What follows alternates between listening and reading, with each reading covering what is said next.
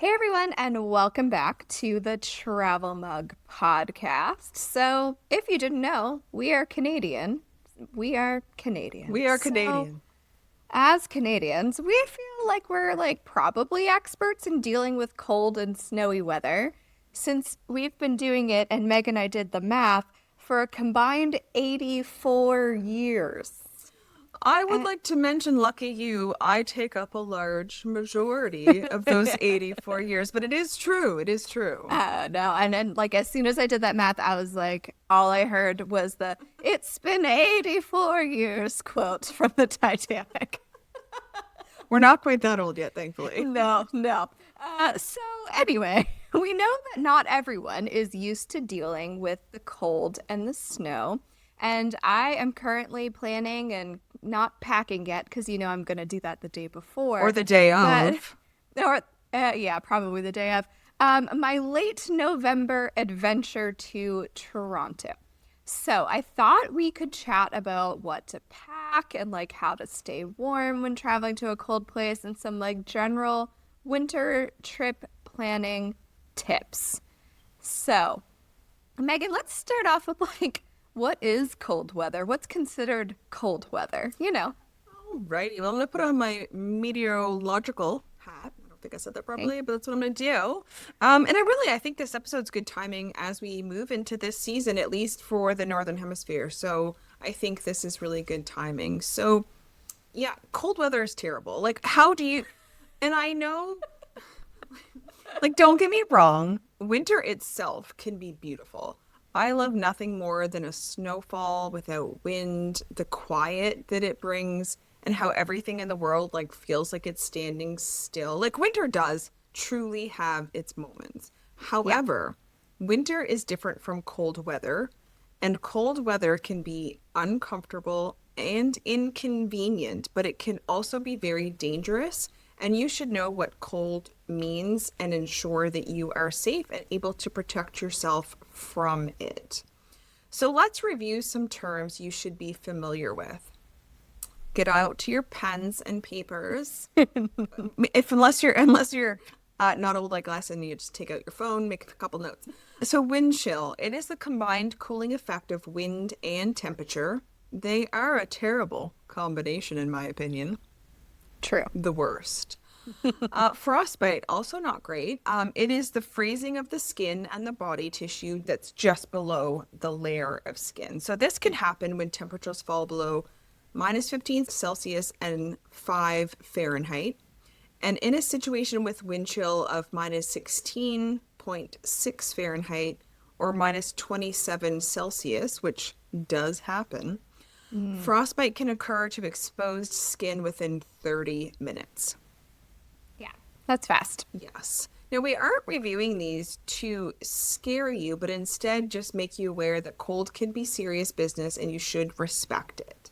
So, to protect yourself, the best idea in really cold conditions is what we do. We just try to stay inside as much as possible. Do not leave the home if you don't need to. But if you do have to go out, check on the conditions beforehand and prepare for them and how you dress, and especially if you have to travel by vehicle. If possible, you need to ensure that your car has a safety kit, which should include blankets, more warm clothing, a window scraper, a flashlight, non-perishable food, a phone charger, and a first aid kit. We understand these may not be available to you while on vacation, but take with you what you can to be prepared and safe that you do have, which I would assume could be another layer of warm clothing, some non-perishable food you could just get at the grocery store, and a phone charger at the very least. Just do what you Hmm. can, but understand these could be some of the items you need while you're out and about in really cold weather.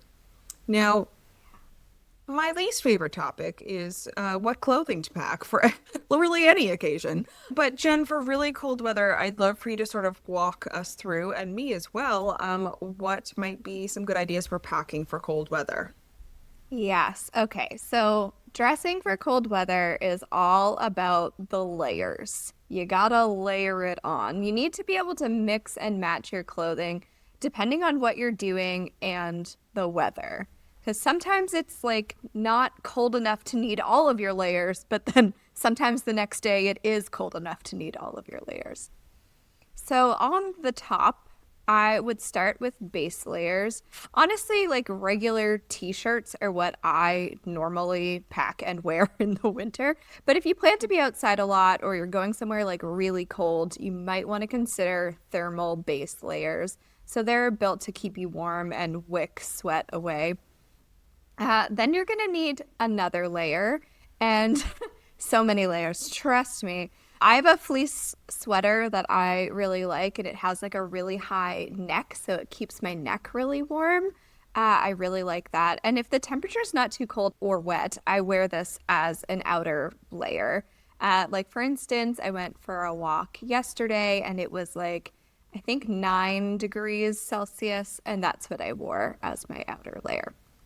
So on the bottoms, if the weather isn't too chilly or wet, again, you can just wear pants like jeans, but you can also find fleece-lined pants, waterproof or water-resistant pants. Waterproof and water-resistant are not the same thing, just so you know. That is so true. Made that mistake before. Been down that road. Yes. And those will help keep you warm and dry-ish if it's just water resistant.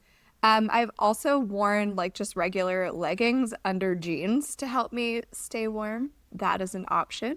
There's nothing worse than, well, okay, there's something worse. Okay, let me back up.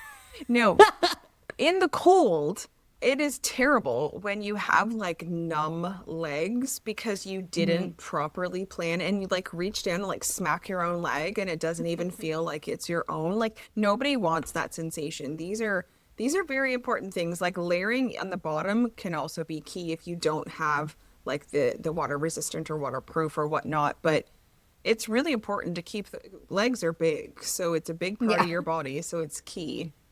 For sure. So let's go down to footwear. So you might get away with wearing sneakers, but I probably wouldn't suggest it, especially if there's snow on the ground. So, you know, your feet will probably be cold and they will probably get wet if your shoes are not water resistant. So a good pair of snow boots is a decent idea since they're typically waterproof and have good grip on snow and ice. I usually wear my blunt stones. I have like dressier. I think you like, probably Chelsea actually wear boots. blund stones. I don't think Oh you wear no, blunt stones. blunt stones. Not a thing. Well, fine. I Nobody typically wears wear blunt my stones. stones. All right, Megan. Jeez. So brand conscious. I know. All right. I also have like leather dressier, like riding style boots that I wear sometimes in the winter, or I have winter hiking boots that I wear in winter weather that I packed for my Yukon adventure back in the spring of 2025. So you also want some warm socks, likely. Merino wool. I wrote merino wool. She's gonna Nice wear job. no wait. You're gonna wear your merino wool socks with your blunt stones. I think you're gonna look great for the winter season. I can't wait for you guys to see it. Me too. I know. So outerwear, very important layer. Oh, the most Very, stressful very. layer, really. It is. So, depending on, if you live somewhere where you don't own a winter, like a real winter coat, you might be like iffy on whether or not you should buy one. But if you're coming somewhere in the winter where it's going to be wet and cold and probably snowy, you want a winter coat. Like 100%. I would say, like, personally, if the temperature is going to be below, like, what do you think, Megan? Like 7 degrees Celsius? Like, buy a winter coat. You're going to thank yourself. Yes. Definitely look for one that is wind and water resistant, has a thick lining. I like one that goes over my hips and like down my leg a little bit, just to like help keep you a little bit more warm. I'd like to say, however, that I know it's trendy, but I do feel though, unless you are like going to the northern parts of Canada, I really don't feel a Canada Goose coat is necessary. A, ouch for the geese, but B, It just seems like a little bit of overkill for me. Like I see people with those on in like -2 degrees and I like chuckle. So I think, Yeah. and they're expensive. So I just Yeah. don't think you should necessarily invest in that. But there's other great brands out there. Do your research. But I do think, if you're thinking Canada Goose and you don't normally need a winter jacket, I don't think you should buy one. That's just my opinion. No. No. And I have a Columbia winter jacket from junior high school. Oh my goodness. And I mean, I don't wear it as my regular winter jacket because it does stop at the hips and doesn't go lower. And I mean, being that it's from like 2004, it's not the most stylish, but I do wear it to like shovel the driveway. So she's still going. But also the fact that she can still fit into her junior high coat, that is a Well, humble brag if I ever it heard was one. it was big on me in junior high, just to be Still, clear. still, it's impressive. Color me impressed regardless. So, you will also need a hat, scarf, mittens, or gloves, or both. Make sure you like these because they're going to be in a lot of your photos. Like, Yes. make sure that you like the look of it with your winter coat and the hat and the mitts and the gloves because you're gonna see a lot of them. I personally prefer mittens. I don't know about you. They are like a bit more annoying to take on and off to like use your phone, but like they keep your hands together. All your fingers stay together. When my digits are separated, they get so cold. Yes. Gloves, Yes. gloves do not work I- for me at all. No. And on hats as well, which we here in Canada call toques, hats, whatever you'd like to call them.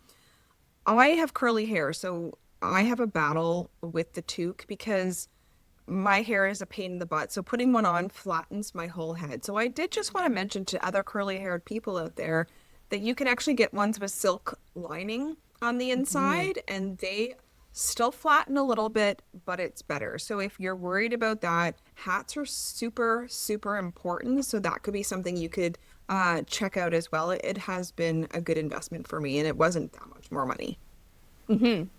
Very good point. Okay, so some other items to pack. Sunscreen, because yes, you can still get sunburnt in the winter. So a little face sunscreen goes a long way. Sunglasses. Snow is so reflective. You are going to want some sunglasses. I have forgotten them before, and it sucks, and I've had to go buy them while we were traveling. Snow And blindness it's is snow. real. For real. Yeah. Lip chap. Very important. Cold weather is often dry. So you're going to want that lip chap, especially if it's windy. Optional hand warmers. These are like little chemical heat packs that you like shake to activate them.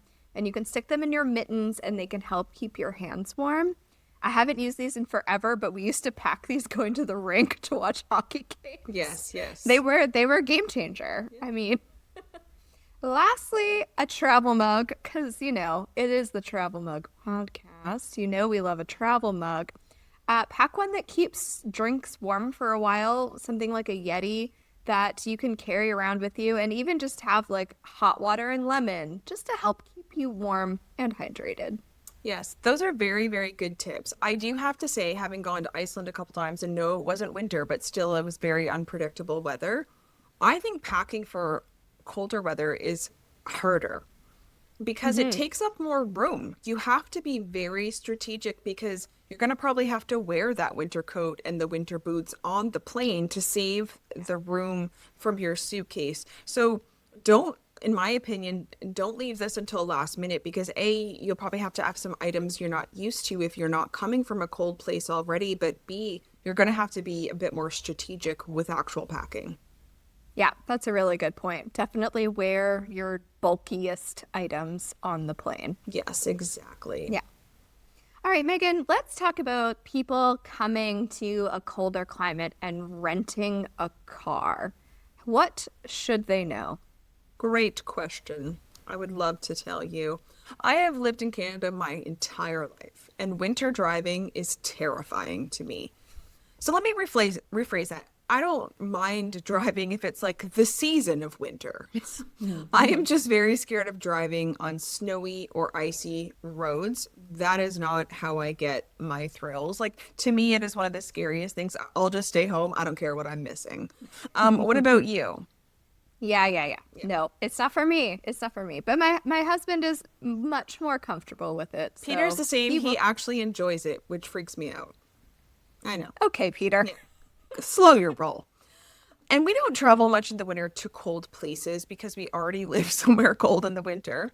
But we understand that isn't the case for many folks who seek adventure and want to get out there and experience it, which could mean renting a car. So, my advice first and foremost would be if you aren't an experienced winter driver and a car isn't absolutely necessary for your trip, don't rent one.